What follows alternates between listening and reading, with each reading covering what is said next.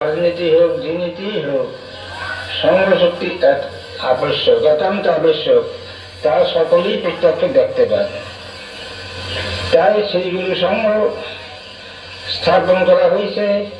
ইহার উপকারিতা হল সংঘশক্তির উপকারিতা যারা বোঝে তারা সহজে বুঝতে পারেন। তবে আবার ভক্ত সম্মেলন কেন? ভক্ত সম্মেলন হলে এই সংঘকে জাগরিত করার জন্য, জ্যান্ত রাখার জন্য, বিস্তার করার জন্য, উন্নতি করার জন্য ভক্ত সম্মেলন। আর প্রতিটি ভক্তের আত্মার কল্যাণের জন্য এই ভক্ত সম্মেলন করা হয়। আর সেইগুলি সম্মেলনে পথ প্রদর্শক, আদর্শ, প্রতিটি জীবের পথ প্রদর্শক হল সেইগুলি সংঘ। সেই সংঘের একান্ত আবশ্যক। আমি বলি এই যে সংঘ এমন একটি জিনিস দেখাই যেতেছে এখানে, যে এই একটি সংঘ হইল, এখন আরেকটি সংঘ করুক, তারা বাকি আছে তারা আরেকটি সংঘ করুক। একজন গুরুকে কেন্দ্র করিয়া আরেকটি সংঘ স্থাপন করুক, আবার আরেকটি গুরুকে কেন্দ্র করিয়া আরেক পাড়ায় আরেকটি সংঘ স্থাপন করুক। এইরকম 5টি সংঘ এখানে হোক। এই 5টি সংঘ যদি এখানে হইল, তাহলে এই 5টি সংঘ একত্রীভূত হইয়া মহামিলন সংঘ হইতে পারে। তখন আর এই ঘরে ঘরে এত হিংসা, দেশ, ঈর্ষা এই সমস্ত থাকবে না। এই জন্যই আদর্শ শিক্ষা দেবার জন্য এই গ্রামে গ্রামে শ্রীগুরু সংঘ গিয়া এই ভক্ত সম্মেলন করিয়া এই শিক্ষা দিয়ে থাকে। তো তারা সকলে সংঘ করুক, সকলে ভক্ত সম্মেলন করুক, সকলে করিয়া সকল প্রত্যেকের ঘরে ঘরে প্রত্যেকের সংসারের দুঃখ দরিদ্রতা দূর করুক এবং প্রত্যেকের আত্মার কল্যাণ করুক, অর্থাৎ আত্মার উন্নতি করুক। এই হচ্ছে প্রধান উদ্দেশ্য শ্রীগুরু সংঘের। এবং শ্রীগুরু সংঘ দ্বারে দ্বারে গ্রামে গ্রামে ঘুরিয়া প্রত্যেককে ইহাই শিক্ষা দিতেছে। আমি আশা করি এইখানে যদি আরেকটি সংঘ হয় একজন গুরুকে কেন্দ্র করিয়া, তার যথাসাধ্য এই সংঘ শ্রীগুরু সংঘ তার সাহায্য করবে, সর্বপ্রাণে তাদের সঙ্গে সাহায্য করে যদি আবশ্যক তারা মনে করে। আর যে দিনকাল উপস্থিত হয়েছে এখানে সংঘ ব্যতীত এখানে কেউ বাঁচিয়ে থাকতে পারিবে না। সুতরাং সংঘবদ্ধ হওয়া একান্ত আবশ্যক। সংঘবদ্ধ হইতে হলে ভক্ত সম্মেলনের একান্ত দরকার।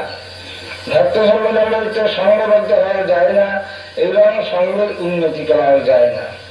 তাহলে সংঘ যাদের দ্বারা ঘুরিয়া ইহাই শিক্ষা দিতেছে, যেহেতু সকলে জীবজন সকলেই এই করুক, প্রতিটি গ্রামে এক একটি সংঘ থাকুক, প্রত্যেক গ্রামে হোক কি 2-3টি গ্রাম নিয়ে হোক এক একটি সংঘ থাকবে।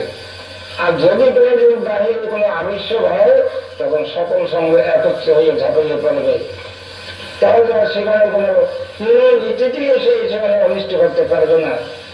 রাজনীতি আসুক, ধর্মনীতি আসুক, রাজনীতি এসেও ক্ষতি করতে পারবে না, ধর্মনীতি এসেও ধর্মের হানি করতে পারবে না। অতএব সংঘ করা একান্ত আবশ্যক।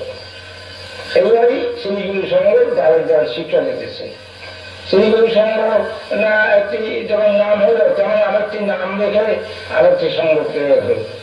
এখানে এই গ্রামে হইতে পারে, পার্শ্ববর্তী গ্রামে হইতে পারে, 2-3 গ্রাম নিয়ে একত্র হইয়া হইতে পারে। একজন গুরুকে ঘরে ঘরে সকলেই আসে, একজন গুরুকে কেন্দ্র করিয়া এই সংঘ স্থাপন হোক। যদি তারা আবশ্যক মনে করে তাহলে শ্রীগুরু সংঘ তাদের সাধ্যার্জিত ভাবে সাহায্য করবে। এই জন্য শ্রীগুরু সংঘ সর্বদাই প্রস্তুত। শ্রীগুরু সংঘ পরোপকারের জন্য স্থাপন করা হয়েছে। শ্রীগুরু সংঘ নিজের ক্ষতি করিয়া পরোপকার করতে প্রস্তুত। মহাভারতে আছে আলোচ্য সর্বশাস্ত্রাণি বিচারস্য পুনঃ পুনঃ পুণ্যাঞ্চ পরোপকারে পাপঞ্চ পরপীড়নে। শ্রীগুরু সংঘ এই কথা থেকে জোর করে এই সংঘ স্থাপন করিয়াছে এবং শ্রীগুরু সংঘ সাধ্যাদিত ভাবে জীবের উপকার করিয়া এখনো আসিতেছে এবং ভবিষ্যতেও করিবে। সুতরাং এই সংঘের ভিতরে কোনো প্রবঞ্চনা নাই, কোনো কাল্পন্যতা নাই, আবিরতা নাই, পঙ্গিলতা নাই। অতএব শ্রীগুরু সংঘের পথ অবলম্বন করিয়া যারা যারা গ্রামে গ্রামে এরকম সঙ্গ হোক, ইহাই আমার একান্ত প্রার্থনা সকলের কাছে।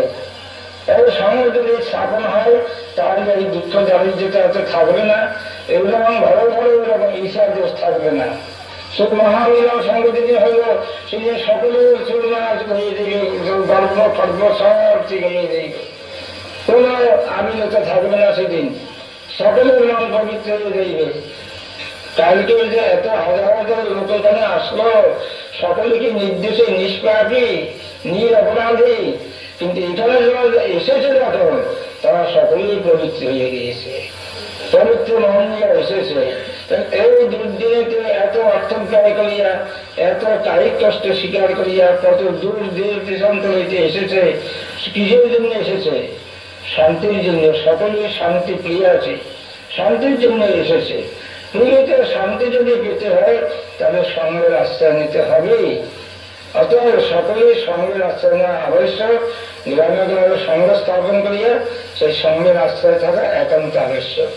যে দিনকাল এসেছে এই দিনকাল অপেক্ষা আরো খারাপ দিনকাল আসবে, সুতরাং ওই দিনকাল যদি খারাপ আরো আসে তখন ঘরে ঘরে হানাহানি ভিন্ন, আর কিছু থাকবে না, কাটাকাটি হানাহানি এইভাবে। সুতরাং তার চুলগুলো অনেক রয়েছে, সকলেই সঙ্গ রাখতে হোক, এক একটি সঙ্গ এক একটি নামকরণ করিয়া সঙ্গ করুক। সঙ্গ যদি স্থাপন করা হয় তাহলে আর কোনো চিন্তা থাকবে না। প্রত্যেক সঙ্গের সঙ্গে সঙ্গে একটা ফান্ড থাকবে, গরিব দুঃখী সকলের উপকারের জন্য। এখানে বলা হচ্ছে পুণ্যাঞ্চ পর উপকারে পাপঞ্চ পরপীড়নে। ভক্ত সম্মেলন সম্বন্ধে যেমন নাকি এর সঙ্গে উন্নতি হবে, তেমন আধ্যাত্মিক জগতের উপকার হবে। মানুষ সর্বদাই মায়ের নারী অঙ্গ হইয়া মায়ের দলে ঘিরিয়া বাস করিতেছে। সুতরাং এই মায়া অঙ্গরাও যদি দূরীভূত হইতে হয় তাহলে এই ভক্ত সম্মেলনে করিয়া এই আলোচনা করা একান্ত আবশ্যক। আধ্যাত্মিক জগতে যতদিন মানুষ করতে না পারবে ততদিন মানুষ মনুষ্যত্ব অর্জন করতে সমর্থ হইবে না। আধ্যাত্মিক জগৎ যদি মানুষ কিছুমাত্র উন্নতি করতে না পারে তাহলে তার এখানে আসা যাওয়া ব্যস্তই হইল। সাধারণ কথা বলছে যে মানুষ দুর্লভ জন্ম না হইবে আর। এই দুর্লভ জন্ম 40 লক্ষ দিনই ভ্রমণ করতে করতে এই মনুষ্য দিনে জন্মগ্রহণ করিয়া থাকে। সেই মানুষ এমন শাস্তি করেছে সদেব নতুন মানুষ। এই দূরতমাদের উচ্চস্থান অধিকার করে মানুষ, মানুষকে দূরতম আসন প্রদান করে। তুমি আর কেন এত কষ্ট করো? আমাদের কাছে থাকো, আমাদের কাছে দুর্ভোগী জিনিস তুমি খাও, আমাদের কাছে এই সুখে থাকো, তুমি আর তপস্যা করবে না, আর উপরে যাই না। এই দূরতম ভুলাইতে চায় মানুষকে। মানুষ মনুষ্যত্বের দ্বারা এত বড় অধিকারী হইতে পারে। সেই মানুষ পৈশাচিক অন্তঃকরণ মায়া পিছাচি লোকে বলিয়া থাকে, সে মায়া অন্ধ হইয়া মানুষ ভ্রমণ করে জগতে বারংবার